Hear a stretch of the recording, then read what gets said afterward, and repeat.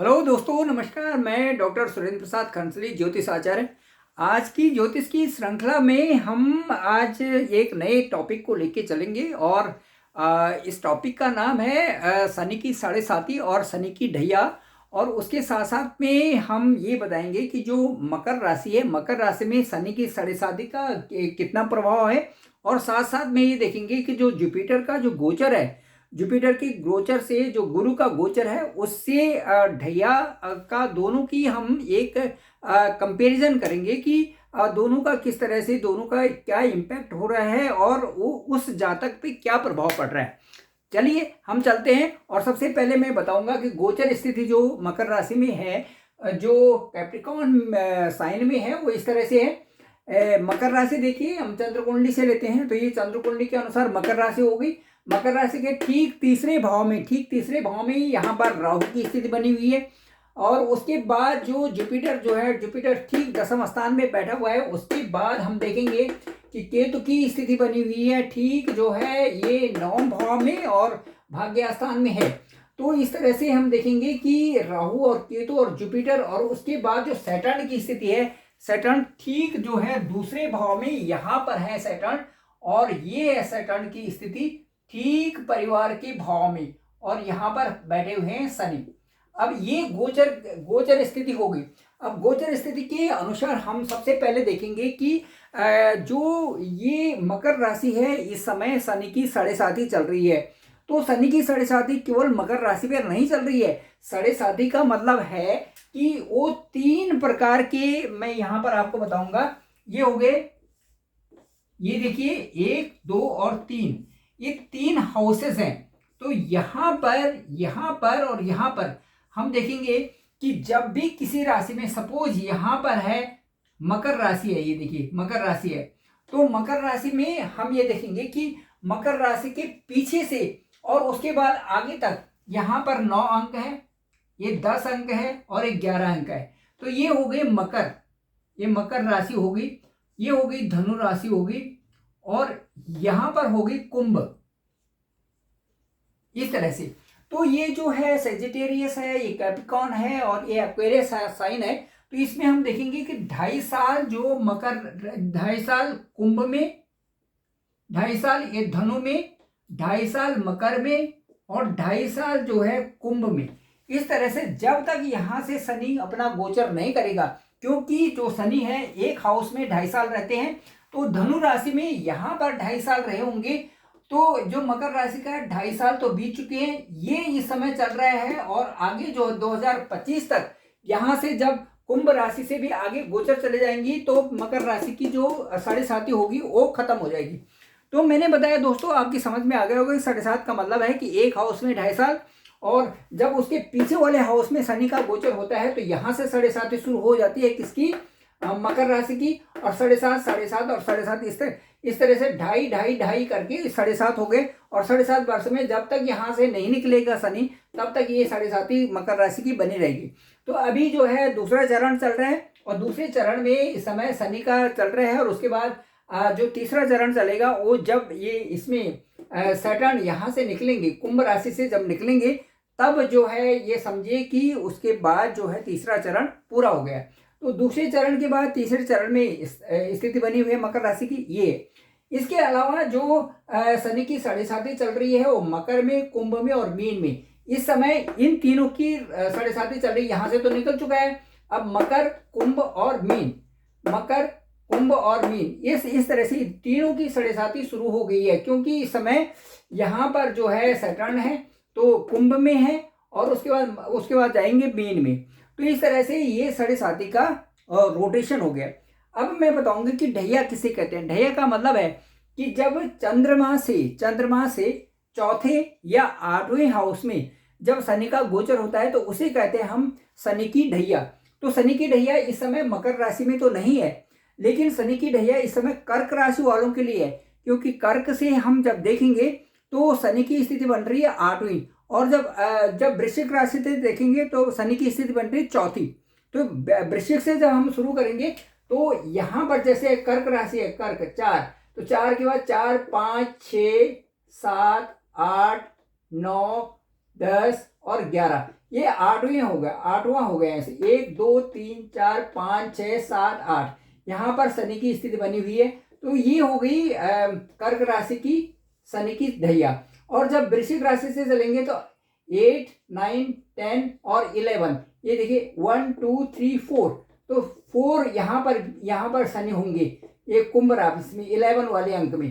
तो इसे कहेंगे हम कि शनि की ढैया। जब भी किसी भी राशि से चौथे भाव में शनि बैठा रहता है, किसी भी राशि से जब 8वें भाव में शनि की स्थिति होती है, उसे कहते हैं शनि की ढैया। ये भी उसी तरह से पेनफुल होती है जैसे कि साढ़े साती होती है। लेकिन दोस्तों मैं ये बताऊंगा कि शनि का जो पहला चरण होता है वो आपको मेहनत करने के लिए बोलता है, क्योंकि शनि जो है वो न्यायाधीश है। शनि एक ऐसे प्लेनेट हैं जो कि आपके जीवन को सुधारात्मक स्थिति में आगे ले जाते हैं।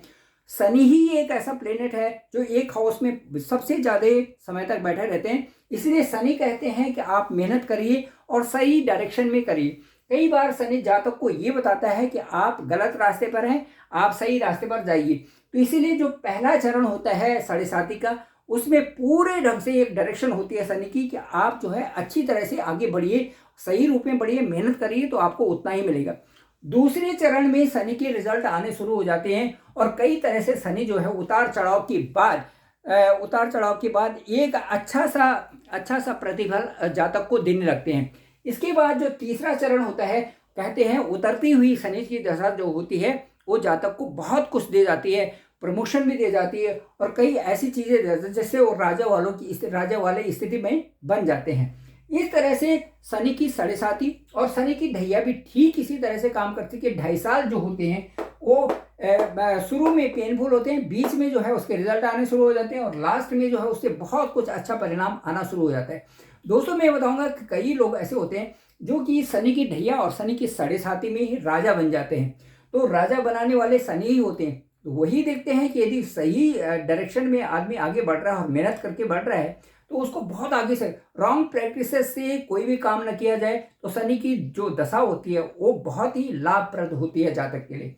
आइए अब हम चलते हैं मकर राशि में। मकर राशि में जो मैं ये समय बताऊंगा आपको कि जो शनि का गोचर है वो ठीक दूसरे भाव में यहाँ पर शनि अपने ही घर में बैठा हुआ है, इसलिए ये घर की स्थिति बड़ी मजबूत हो जाती है। मैं आपको बताना चाहूंगा कि मकर राशि वाले जितने भी लोग हैं इनके साथ में जो पारिवारिक जो टसन चल रही थी, किसी प्रकार से भी जो परिवार में किसी तरह से भी विद्रोह चल रहा था, इनके प्रति जो पीछे से जो बातें हो रही थी या उनके सगे संबंधी कर रहे थे, कोई भी कर रहा था, अब वो दशाएं, वो सारी स्थिति चेंज होने वाली है और अब सभी लोग आपको अप्रिशिएट करेंगे। अब आप मकर राशि वालों को सब अप्रिशिएट करेंगे कि नहीं ये अच्छा है, ये सही बोलते हैं और सही दिशा में बढ़ते हैं, या फिर ये बोलते कुछ नहीं है, इनका मन साफ है, इस तरह से आपको कहेंगे। अब आपको लोग ऐसे कहेंगे क्योंकि इस समय तक जो आपके लिए जो इमेज बना रखी थी, इमेज पे जो प्रभाव पड़ा हुआ था वो बिल्कुल दूसरी डायरेक्शन का था और अब जो लोग उससे उभर करके आ गए हैं और आपको देख रहे हैं कि ये बहुत मेहनती और सही डायरेक्शन में आगे बढ़ने वाला है, ये किसी के प्रति गलत नहीं सोचता या सोचती है।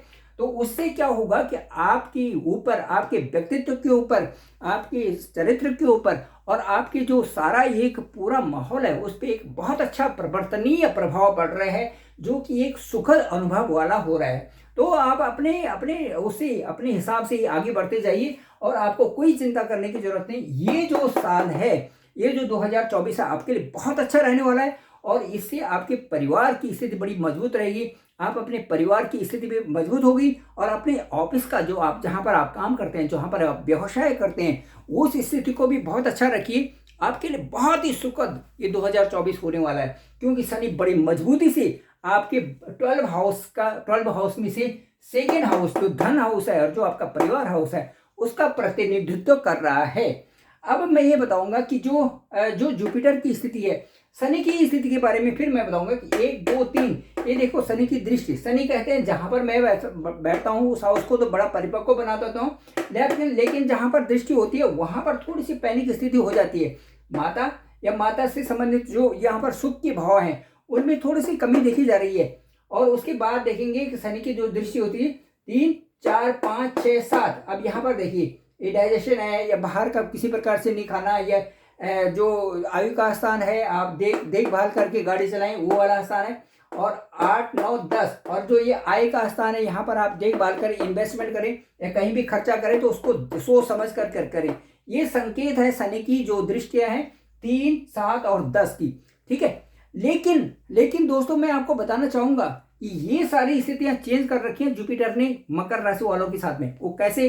देखिए, मकर राशि का ठीक जो है इस समय चौथे हाउस में, जहां पर मैंने कहा कि माता का स्वास्थ्य और जहां पर मैंने कहा कि आपकी सुख सुविधाओं में कमी कर देगा शनि, लेकिन वहीं पर जो शनि की दृष्टि थी वहीं पर बैठे हुए हैं जुपिटर।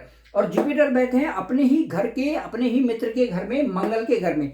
अब जब वहां पर मंगल के घर में जुपिटर बैठे तो आपको कोई परेशानी वाली बात है ही नहीं।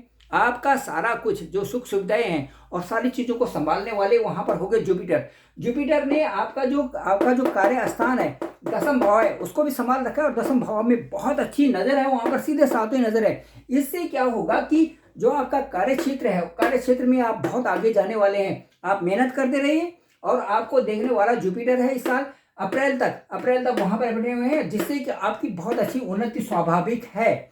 अब मैं कहूंगा कि इस साल अप्रैल तक आपके लिए बहुत अच्छी अपॉर्चुनिटी, कोई कुछ बोलने वाला नहीं है। आप बहुत अच्छे ढंग से आगे जाइए, मेहनत करते रहिए और आपका भाग्य आपको बहुत अच्छा साथ दे रहा है। अब बताइए जुपिटर की दृष्टि देखिए 1, 2, 3, 4, 5, ये देखिए जहां पर मैंने कहा था कि ये आयु का स्थान है, यहाँ सावधानी से गाड़ी चलाएं, या जहां पर क्या एक्सीडेंटल वाला स्थान है, यहाँ जहां पर मैंने कहा था कि ये स्थान जो है हायर स्टडीज का सब कुछ है, तो वो मैं ये कहूंगा कि गुरु की यहाँ पर दृष्टि है। तो जो भी आप कंटेंट लिखेंगे, जो भी पब्लिकेशन करेंगे, वो सब होने वाले हैं।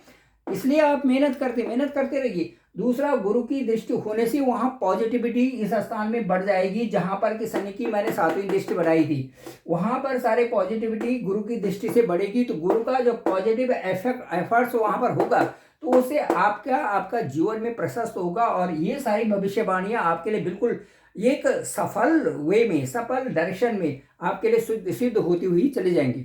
इसके बाद जो गुरु की दृष्टि होगी 8, 9, ये देखिए आप ये 7 यहाँ पर 7 है या 5 है, 6, 7। अब ये दूसरी दृष्टि है आप गुरु की यहाँ पर आपकी नौकरी वाले स्थान पर, आपके व्यवसाय वाले स्थान पर, ये बहुत अच्छा होने वाला है 8, 9। और ये देखिए दूसरा जो ये एक दृष्टि यहाँ पर होगी, इसमें आप जो जितने भी एक स्पिरिचुअलिटी आपके अंदर आएगी और आप जो है अच्छे काम करना शुरू कर देंगे। यदि दान भी देंगे, कहीं पर खर्चा भी करते हैं, खर्चे का स्थान भी ये होता है, तो यदि खर्चा भी करेंगे तो उसमें आप जो है संतुष्ट रहेंगे कि मैंने सही जगह में ये खर्चा किया हुआ है और उससे आपको लाभ होने वाला है। इस तरह से स्थिति बनेगी। तो दोस्तों ये है, और जो मकर राशि के लिए जो 2024 है ये बड़ा ही सुखद होने वाला है। और मैं बताऊंगा कि ग्रह गोचर की स्थिति के अनुसार भी बहुत अच्छा है। दूसरा मैं ये कहूंगा कि जो शनि की 7.5 का दूसरा चरण चल रहा है, उसके बाद जो इसमें जो शनि का इस समय जो प्रभाव है, और ये तीसरे चरण में आ गया। तो तीसरे चरण में यहाँ पर आने के बाद क्योंकि शनि यहाँ से शुरू हुआ था, फिर यहाँ पर आया, दूसरे में फिर यहाँ पर चला गया, अब यहाँ उतर जाएगी 2025 में। तो मैं ये कहूँगा कि 2025 में आपकी जैसे शनि की 7.5 उतरेगी, उस समय तक आप राजा बन चुके होंगे। मैं ये आपको पक्का बता रहा हूँ, उस समय तक आपका ये एक ऐसा चेंज आने वाला है। या तो आप जो बड़ी फील्ड में हैं तो आपका प्रमोशन होगा, और ये वैसे दूसरा यदि मैं बता रहा हूँ कि कहीं ना कहीं आपका यदि फॉरेन का अप्लाई किया हुआ है तो वहाँ आपका हो जाएगा और आप एक अच्छी स्थिति में रहेंगे। और बिल्कुल उतरते हुए जब 7.5 होगी वो आपके लिए बहुत फलीभूत होगी। तो थैंक यू दोस्तों, मैं डॉक्टर सुरेंद्र प्रसाद कंसली, ज्योतिष आचार्य। और मैं ये बताना चाहूँगा कि डिस्क्रिप्शन पे मेरा नंबर है 9868280191, और आप ज़रूर मुझे कभी भी कॉल कर सकते हैं और मुझे बताएं कि आपको ये कैसा लगा। और आप जरूर इसको लाइक भी करें, शेयर भी करें और सब्सक्राइब करें, ताकि जो है ज़्यादा से ज़्यादा लोगों को उसका फायदा हो सके।